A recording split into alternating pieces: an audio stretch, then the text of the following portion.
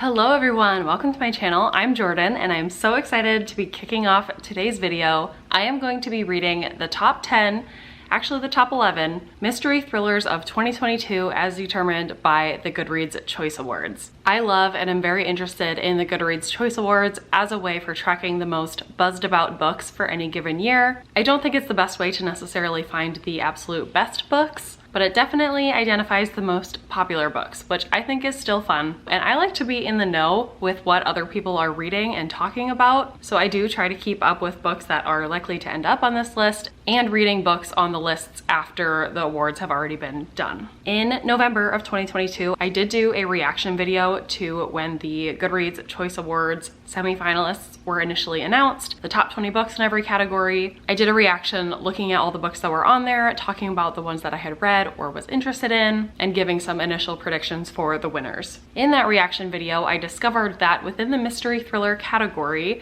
of the 20 semi-finalists, I had already read 7 of them, which I think is pretty good, especially because I did not specifically try to read books that would end up on that list. I just generally like to keep up with new release thrillers, and most of the other books on the list I was not all that surprised about. I had them on my radar. Some of them I did still intend to read. Some of them I didn't necessarily want to, but would have been willing to do it for a video. I was definitely hoping that all 7 that I had read would make it to the top 10, so I would only have to read 3 to complete the top 10 list. But once it was whittled down to the top 10, it turns out that I had already read 5 of the top 10 finalists, which again, I think is pretty good for not having specifically set out to do that this year. Or last year, I should say. But I do want to read the rest of the books that are on the list. Plus, I have one more I'm interested in that didn't technically make the top 10, but I'm still interested in reading. So let's talk about all of the books now. I'm just gonna go through the top 10 in order, final rankings, starting from the number 1 book to the 11th book that I'm gonna be reading for this challenge. I'll mention which ones I've already read, and of course, by default, the ones that I haven't read and will be reading for this video. So the winner of the mystery thriller category for 2022 was The Maid by Nita Prose. I have not read this book, despite seeing it everywhere. It's definitely one of those books that I've always had my eye on, but never really made a point to pick up. It was released really early on in the year, I think, and I just never got around to it. So I am excited to be reading this book and give my opinion on whether it really is the best book in this category and if it should have won these awards. But it was the most read book out of this whole list, so I'm not that surprised that it did end up winning because most people who had read this book probably voted for it. Don't know anything about it other than I believe it is about a maid at a hotel, and we'll see what my thoughts are as I read it for this video. In second place, also not surprising, is The Paris Apartment by Lucy Foley. This one had not quite as many ratings as The Maid, but it also had a lot compared to the rest of the books on this list, so I knew it would be between those 2 books for the winner. I have read this book. I will keep my rating and thoughts for just a minute when I talk about my rankings, but this is about a girl who has a brother who lives in Paris, and she calls him up one day and says, hey, I'm gonna come stay with you for a little while, and then when she gets there, her brother is missing. So she goes searching for him, and yeah, I've already read it, so I will tell you where I rank it, so I don't have to read it for this video. And then in third place, we have The Bullet That Missed by Richard Osman, which is actually the 3rd book in a series. And I figured for the sake of this video, because I have not read any of the books in that series yet, I would start with the first one and kind of substitute it in, especially because I do think that's what a lot of people do as they're voting in the Goodreads Choice Awards. If there's a book in a series that they've read maybe only the first book in, but they really liked that first book, just haven't gotten to the sequels yet, it is still possible for them to vote for that one for the winner. And I know that people do love this first book and I think have enjoyed the rest of the series. I'm gonna read this first book, see if I enjoy it as much as everyone else. Perhaps in the future I will continue on in the series if I do enjoy it, but for the sake of this video, I'm reading book 1, The Thursday Murder Club. And then in 4th place, we have A Flicker in the Dark by Stacey Willingham. You will see a theme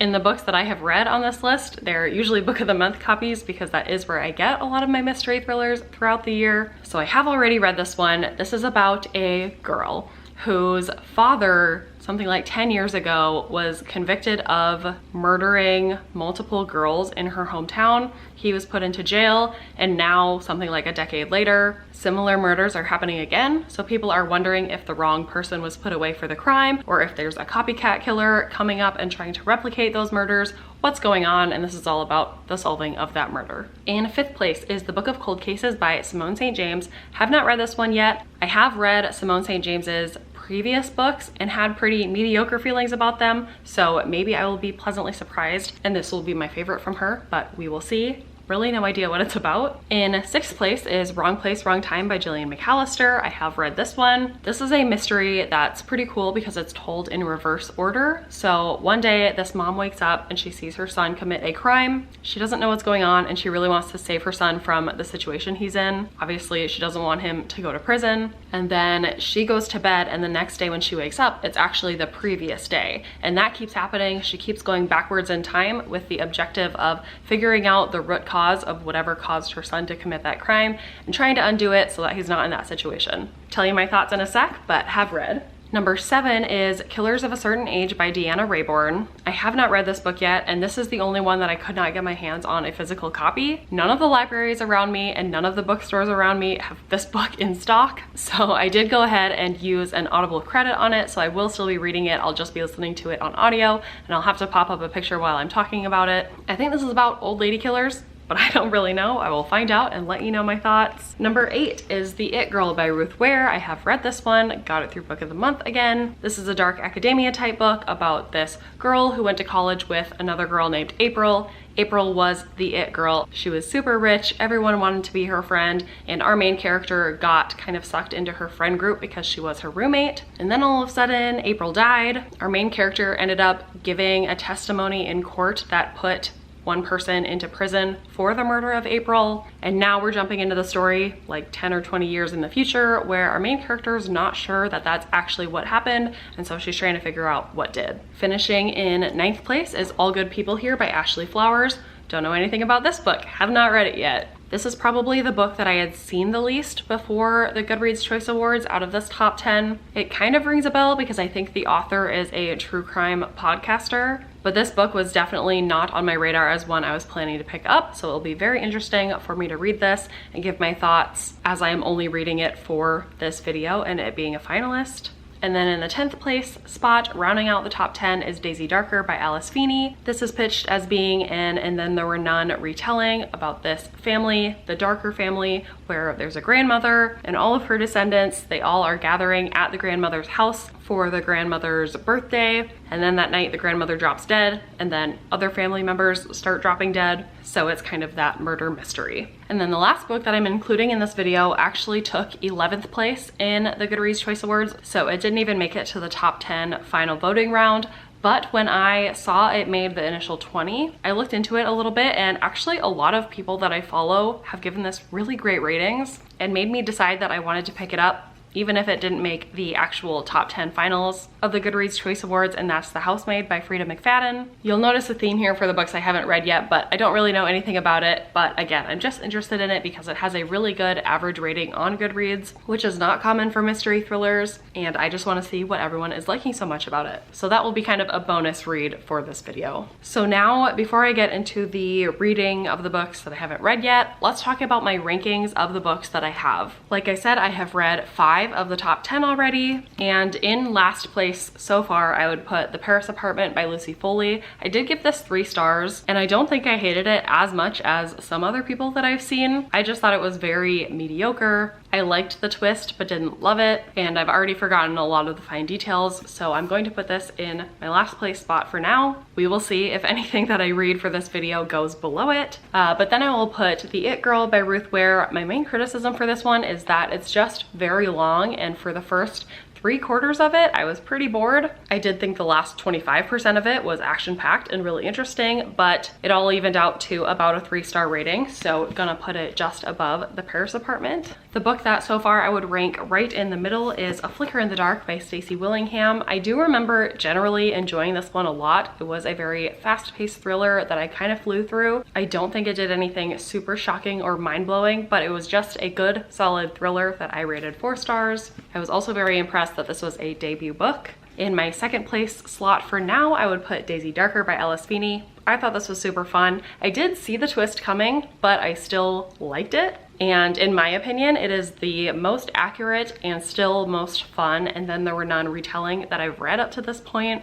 I thought the atmosphere and the vibes were great, so I rated it 4 stars, and I'm putting it in second place. And my top book in this category, the one that I voted for in the finals and that we're gonna have to see if any other book can overtake, is Wrong Place, Wrong Time. Not only did I really enjoy reading this book and think it was a great mystery, but I also was just super impressed by the way it was told. I think it's incredible that the author wrote this book backwards. Not that that's super original and I've never read it before, I have, but it still impresses me. So I gave it 4 stars, not a perfect 5, definitely room for improvement, but my favorite mystery thriller of the top 10. This is the ranking that I'm going into this video with, and I will fit the other books into here as I see fit. And as for the other 6 books that I have to read, I think I'm just going to go ahead and read them one at a time and then come in with my thoughts, tell you my rating, and tell you where it fits into that overall ranking. There's not going to be a lot of b-roll in this video because we got a lot of books to get through. And then at the very end, I will be able to hold up my ranking of books and compare my top 10 to Goodreads top 10 and talk about whether I think the awards got it right or what my feedback is once I have read all of the books on the list. So I will be back once I have finished reading my first book for this video. Okay, hello, I am back with my first update because I have finished my first book for this video. I finished All Good People Here by Ashley Flowers. I picked this one up because I had honestly the lowest expectations for it. I kind of figured that most of the hype this book was getting was because Ashley Flowers is a podcast host. She hosts a true crime podcast, and I know that true crime people are very dedicated to their true crime. And I figured those fans were the ones picking up this book and they were going to rate it highly no matter what, or at least their opinions would be tainted by their love for this author. So I was expecting it to be nothing special. And I was so pleasantly surprised by this book. From the very beginning, I was hooked. This was the type of story that I was sucked in immediately, and I just had to keep flipping the pages to find out where this was going. It's not the most original premise for a thriller. This follows our main character named Margot, who is from this small town in Indiana. And when she was like 6 years old, her across the street neighbor, another 6-year-old girl, was kidnapped and killed. And that girl's murder was never solved. The other family members, like the parents and the brother, were always kind of suspiciously looked at as the ones who had probably done it, but it was never proven. Nobody was ever convicted, and the town eventually moved on. And we're following our main character 25 years later. She is now a reporter. She had moved out of her hometown, but as in a lot of thrillers, she ends up moving back. She is caring for her uncle, who is starting to show signs of dementia, and she's also interested in looking into a case because in a neighboring town, another 5-year-old girl has just gone missing. And because it was 25 years between those crimes, nobody is really connecting those 2 little girls, but our main character is, because she was so close to that case 25 years ago. It's still very fresh in her memory, and so she, as a reporter, is now trying to dig into what happened to this new girl and what really happened to that girl way in the past. Again, not all that original of a premise. I've definitely read very similar stories in the past, but I still really enjoyed every twist and turn this book took. It is told in past and present timelines, and there are kind of a lot of characters to keep straight, in my opinion, but it was still done really well where I was able to keep everyone straight. I definitely wasn't sure exactly what was going on until the very end, or I wasn't sure what actually happened until the very end. And it's pretty much exactly what I look for in a thriller, which is just a fun time, lots of twists and turns, a compelling character to root for. So I'm pretty satisfied. The main criticism that I see for this book is that the ending technically is open. It very much ends on a note where you're like, wait, but what happens after that? And I can see why that bothers some people, but here's why it didn't bother me. We got all of the answers we needed to about the mysteries that were initially told to us. And that's what I really care about in thrillers, is I want the answers to the mystery at hand. I want to know everything that happened in the past with absolute certainty. And that was all wrapped up here. The openness is really just like right in that last moment. We don't know where it goes afterwards, which I am fine with. I do think this left itself off on a note that could be picked up on in a sequel. And a lot of reviews I've seen say they would be interested in a sequel and they hope one is coming. I would probably pick it up if it comes out. And then the last thing I have to say is that really what solidified this as a good thriller to me was the ending, not because of what I was just talking about, but it evoked a visceral reaction out of me, which does not usually happen. And I have my own thoughts and opinions about what happened and whether I think it was right or wrong or whatever, but I love a good gut punch in a thriller, and this gave me that. So I think I'm gonna give it 4 stars. I don't think it's the type of story that is going to stay with me forever and ever. I think it will blend in with other thrillers that I've read in the past, but again, it pretty much gave me everything I was looking for. So that brings me to the ranking, and where do I put this book in relation to the books that I've already read on this list? In a shocking turn of events, I am actually debating whether I should put this above or below my top book on this stack. And my current number 1, Wrong Place, Wrong Time, is also a 4-star, also not perfect, but it's like the exact opposite of this book in that this book, like I said, is not a super original premise, but a near perfect execution. And this book has one of the most interesting premises of a thriller that I can think of, but the execution left a little bit to be desired. So it's like, do I go with the plot and idea that I loved the most, or the actual story that I loved reading the most? And right now it might be because I just finished this one, but I think I'm gonna put All Good People here on top. I really did not see this coming right out of the gate to come out with a book that's my new favorite out of all of them, but that is where we are landing for now. Still only a 4-star on top, so there is still room for improvement, room for a 5-star book to come and knock my socks off and be my actual favorite. But this video is definitely off to a good start. I can't wait to get into my next book. I will be back once I finished it and I have another book to add to my ranking.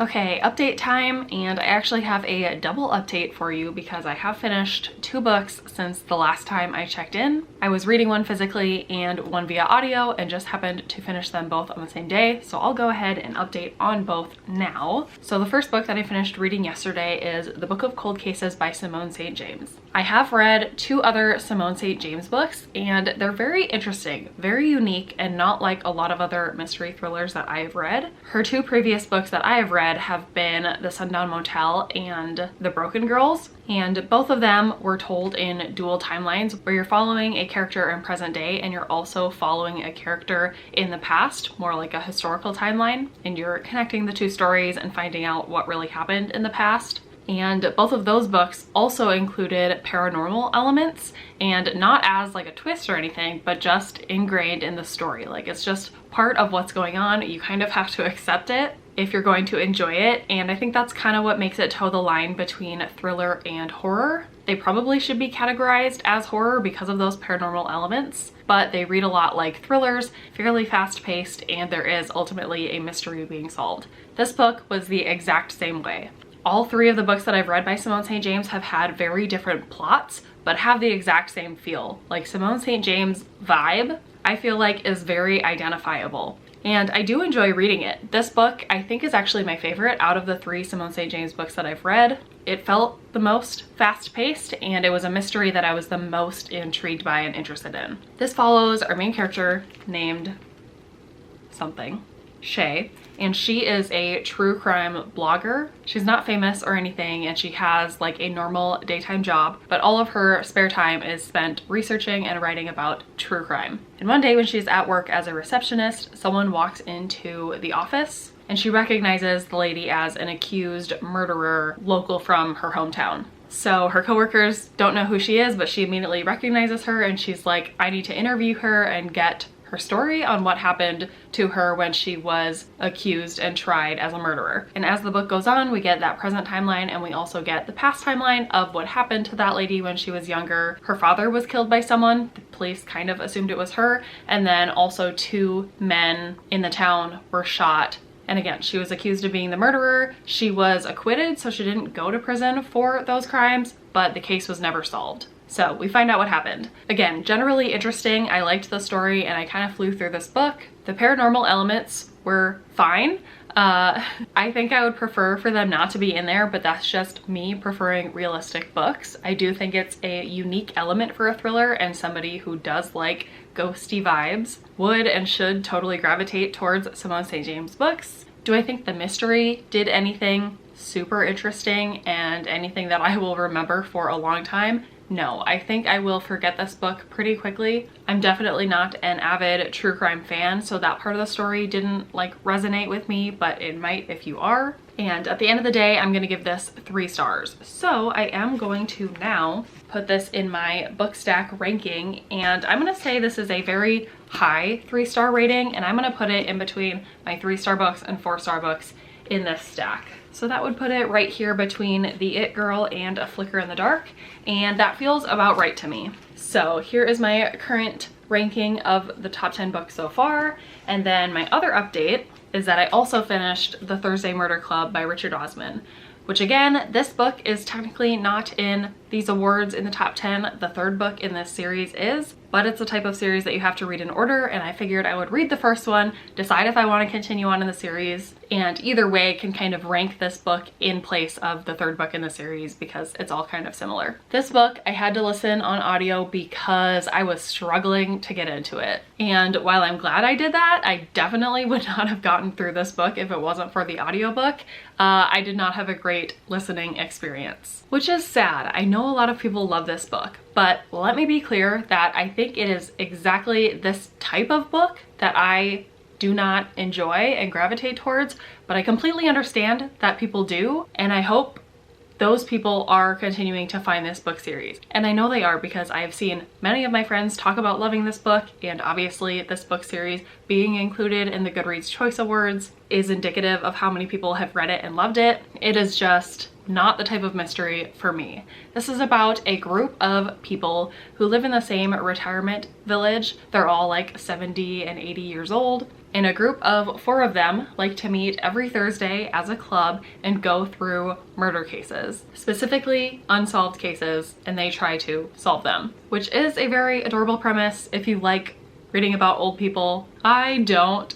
And this book was just too cute for me. The plot was very slow because it's very much about these characters and like their love for solving mysteries. There's not much of a sense of urgency when we're following these characters because again, it's just their routine. Every Thursday they're meeting about cases, they're doing their little mystery solving, and then one day there is a death close to them, and so they take it on as like, we need to solve this murder. But I don't know, it just felt very slow. It didn't feel high stakes because they were not directly involved in the murder. They were really not at risk of losing their lives, and even if they did, like, they're at the end of their lives anyway. I don't know, that's terrible of me to say. I just didn't connect with it, and I think my last couple months of reading have really solidified for me that cozy mysteries are not a genre that I love. I've been trying them out. I've been trying to find the type of cozy mystery that works for me. I think I just need more action, more high stakes, and I think I gravitate much more towards thrillers than mysteries, which might sound obvious, but I've been following a lot of people who are realizing that they are more mystery people, which is great. I think identifying that for yourself is amazing. I am finding that I am much more of a thriller person. Not that I can't appreciate a good murder mystery every once in a while, but for the most part, if the pace is slow and it's more character focused of a mystery thriller, I'm probably just not going to enjoy it as much as a fun, quick, fast-paced, high-stakes thriller that keeps the blood pumping, makes me want to keep flipping the pages. This did not do that. So I'm gonna give this 2 stars. I'm so sorry for all of my friends that are watching this that love this book. I know I'm hurting your feelings, but it's not you, it's the genre, it's the type of book. I'm just gonna move on before I say more things to make you mad. But in case that's not clear, that does mean that I'm going to put this book at the bottom of the stack because it is the only 2-star book that I've read for this category so far. So this is where we are standing. 8 books completed so far. I have 3 to go because again, technically I'm doing the top 11. I will check in probably soon because I am also finished with even my next book. So I will let you know once I finished it and we will get on with this video. Okay, next update. It is later the same day and I've already finished my next book. I finished The Housemaid by Frida McFadden. And if there's one thing I can say about this book right off the bat, it's that it is fast paced. This is definitely the type of thriller that I love, where it's just kind of twist after twist, little reveal after little reveal. Every chapter leaves off on a little bit of a cliffhanger. This was really fun to read for those reasons. I will say this book reminded me of a lot of other thrillers. This book is divided into 3 parts, and part 1 reminded me a lot of one specific thriller. Part 2 reminded me a lot of a different thriller. And then part 3, I will say, felt the most original and didn't feel like I was reading exactly another book I've already read. So I did enjoy part 3 the most, which is a good thing. And I think I'm gonna give this 4 stars because I don't want to fault this book for doing common thriller tropes. I don't think that's inherently a bad thing. And I still did have a really great reading experience reading this one, but I am held back from giving it a full 5 stars because it wasn't like the most shocking new thing I've ever read. But I can see why it's getting so much hype because it was just really fun to read. To give a general synopsis, this is about a woman who is applying for this job to be a housemaid for this wealthy family. It's a mom, a dad, and a daughter. Our main character, when we first meet her, is living out of her car. She doesn't have a job. It's clear she has something on her criminal record that makes it very difficult for her to get a job. And so when she eventually gets this housemaid position, it is a very too good to be true type situation. She feels like she absolutely won the lottery. She's getting a great salary. It's a very easy job.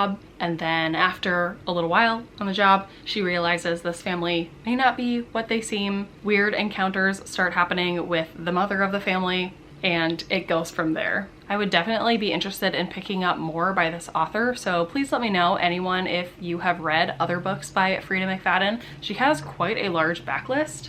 It looks like 15 other books are listed in the front of this book.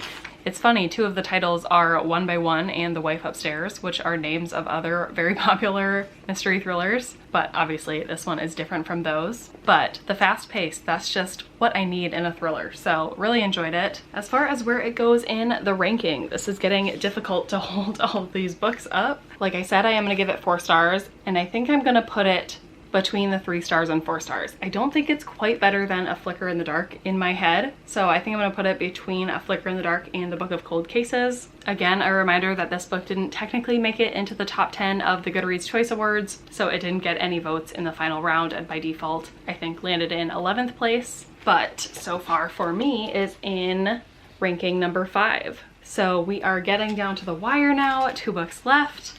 I will be back to wrap up my thoughts on the next book and get close to wrapping up this video. Okay, next update time. I finished my next book. I finished Killers of a Certain Age by Deanna Raybourn. And when I tell you what this book is about, you guys are going to quote me from like 2 books ago and tell me why you think I did or didn't like it, and I'm gonna tell you why you're wrong. So Killers of a Certain Age is about 4 women who have just turned like 60 and they are about to retire. But they are about to retire from their job, which was assassins. So these women are badass women and they're retiring, but they're a little bit reluctant about it because they did really enjoy their work as assassins. They've become really close, not only from working together and spending a lot of time together, but also because they've had to keep a lot of secrets together. Usually when they're on missions, they have to use fake names and fake identities, and they often have to lie to people in their real lives about where they are and what they're doing. And so the 4 of them are really the only people who know each other's secrets and know each other fully. So that was pretty cool. And the book takes off with them going on a cruise to celebrate their retirement. And while they're on the cruise, they see someone that they realize is undercover. And then they realize that they are being targeted to be killed and they don't know why. And so they go on to combat that. Now, let me tell you why I enjoyed this old person thriller more than the Thursday Murder Club. First of all, the pace is so different. Killers of a Certain Age, I would say, is very action-packed. These women, yes, they're 60 years old, but they are just entering retirement, so they are just coming out of like being in really good physical shape and being able to kill people with their bare hands. So they're still able to do that through this book. So there are fight scenes, there are chase scenes, there's just a lot of exciting stuff happening, whereas Thursday Murder Club, not so much. I also enjoyed, at least at the beginning, the flashback scenes. We are shown these women becoming assassins and being recruited and being trained and them kind of finding their own individual strengths. That was really fun to read about, and obviously in those chapters, they're much younger. Those flashback scenes, I will say, as the book went on, got less and less interesting to me, but they definitely played a part in me understanding these characters better and liking them more. And yeah, ultimately the mystery of Killers of a Certain Age and like the resolution and everything wasn't overly surprising or particularly satisfying or anything, so that part of the book did leave something to be desired. And again, some chapters of the book and some perspectives I wasn't as interested in following, but as a whole, I did really enjoy this book, and I would say that was a pleasant surprise, an unexpected result. And it's good to know that I can enjoy older characters in books. I just still need there to be a good pace, a good plot, something a little more interesting to keep me going. And my rating for this book, I'm gonna give it a solid 3 stars. Part of me is thinking maybe a 4, but I think it's like a 3.5. And unfortunately, I don't have the physical book, so I can't physically put it into my ranking stack, but I can tell you where it would go. And I think I'm gonna put it right under the Book of Cold Cases. I think I enjoyed that one just a little bit more, and I think I stayed a little bit more engaged throughout that book. And then The It Girl, I think I have a similar feeling to as Killers of a Certain Age, where I liked it, but some parts dragged. And so I'm gonna put Killers of a Certain Age right in between there. So now we are down to the last book for this video. I did leave the #1 book for last. I will finally be reading The Maid, and we will see if I agree with the consensus that it is the best mystery thriller of 2022, or if my ranking of that book is vastly different. Okay, I'm here for the final update, and yes, I did chop my hair off. Thank you for noticing. I finished The Maid by Nita Prose. Because I saved this book for last, there's definitely a little bit of the feeling that's like, that's it. That's the book that everyone is raving about and that hundreds of thousands of people have read and everyone voted for as the winner for the best mystery thriller of the whole entire year. I think it's hard for any book to live up to that when you build it up that much in your mind. And also this book in particular is just not trying to be the most wild, crazy thriller you've ever read. In my opinion, it's very clearly a murder mystery following a very unique main character. And once I get myself out of the mindset of like, this is supposed to be the best mystery thriller of the whole year, I can step back and say I generally really enjoyed it, and I can very much understand why this book appeals to so many people, which really is the feat of winning the Goodreads Choice Awards. You don't need to be everybody's all-time favorite book, you just need to be the most people's generally liked book in the category. And yeah, generally I enjoyed it. So this book follows our main character Molly. She is a maid at this hotel that sounds like it's a fairly upscale hotel, and she is described as different. It's clear that her brain works differently from other people. She doesn't understand social cues or facial expressions. She's really had to train herself as an adult to start to pick up on those things so that she can survive a full-time job and living her life in public. And the main discourse about this book is whether that's supposed to be a neurodivergent main character, potentially a character on the autism spectrum. It's not clear because it's never said in this book whether Molly is diagnosed with anything or whether she's just supposed to be a quirky character. And as a neurotypical person, I think it's very hard for me to say whether I think that should be called out in the book or whether that is supposed to represent someone neurodivergent, because I don't know what that looks like in a person. And also there's the fact that things can look different in every person. But that conversation aside, it's clear that most people who read this book really love Molly, and it's hard not to because she has a heart of gold. She doesn't have a bad bone in her body. She's not able to deceive other people. So her intentions are very pure. She's a hard worker. And she gets caught up in the middle of this murder mystery when she finds a man dead in his bed when she's cleaning his suite. He's a super wealthy businessman, so his death is a little messy, as in there are multiple people who would want to kill him. So it's not just a clear-cut, death by natural causes or anything like that. And it goes from there. Again, it's just easy to see why most people like this. Molly is a likable character, and she's in a very straightforward murder mystery that's very easy to understand, very easy to follow, and kind of hits all of the beats you would want a mystery to hit. There's not much for me to say I didn't like about this book. The only criticisms I have are that it's extremely predictable, and I don't think that's just because I've read a lot of mystery thrillers. I think the book very clearly lays out what's going on before Molly finds out what's going on, so there's a little bit of that catch-up period for her where the reader is like waiting for Molly to figure out what's going on, and that can just feel predictable and also maybe a little repetitive once she does figure out what's going on and has to like spell it back.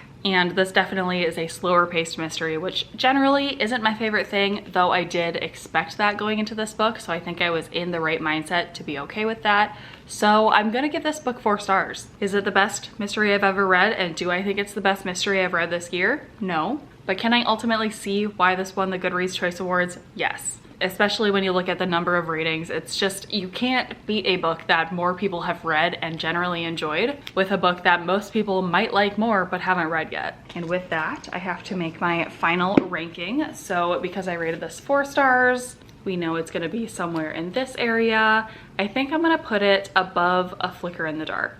So 4th place, which actually is higher than I might have thought that this book was gonna be, but I feel pretty good with that. So this is my final ranking of the top 11 books in the mystery thriller category of the Goodreads Choice Awards. I'm gonna set down that heavy stack of books and I will just put a list of my rankings here. Some interesting things to point out before we compare it to the Goodreads ranking. For my overall ratings of the books, I think it's interesting that I had 6 4-star books, 4 3-star books, and only 1 2-star book. Interesting because I had no 5-star books, and for a genre that I consider my favorite, it's really tough when you read a bunch of them in a row and none of them blow your mind and become 5-star new favorite books.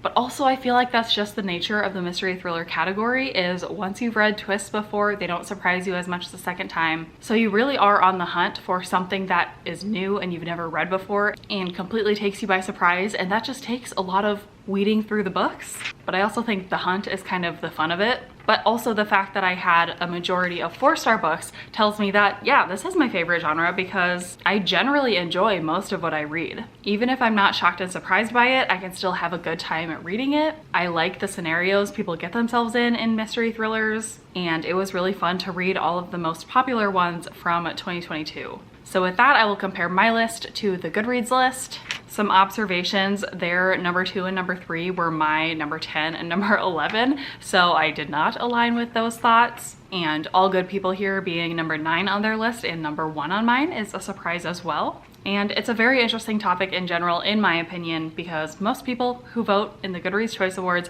have not read all of the books in the category. So of course it's going to be wildly swayed by the number of people who have read these books. And again, if it's the only one they've read in the category or the one that they generally liked the most, they will vote for it, even if they haven't read all of them and there's a potential favorite of all time in the mix that they haven't read yet. There's nothing you can do about that. But I am glad that I tackled this list. I'm glad to be in the know of all of these new mystery thrillers and see where my tastes lie compared to the general population. Please let me know your opinion on all of this, your opinion on the Goodreads Choice Awards, your opinion on the mystery thriller category. What book did you vote for? Are there any books still on your TBR that you want to get to because of the hype you've seen? I would love to know, and I'd love to chat about it in the comments, so please let me know your thoughts. Other than that, I don't think I have anything else, so thank you so much for watching this video, and I will see you in my next one.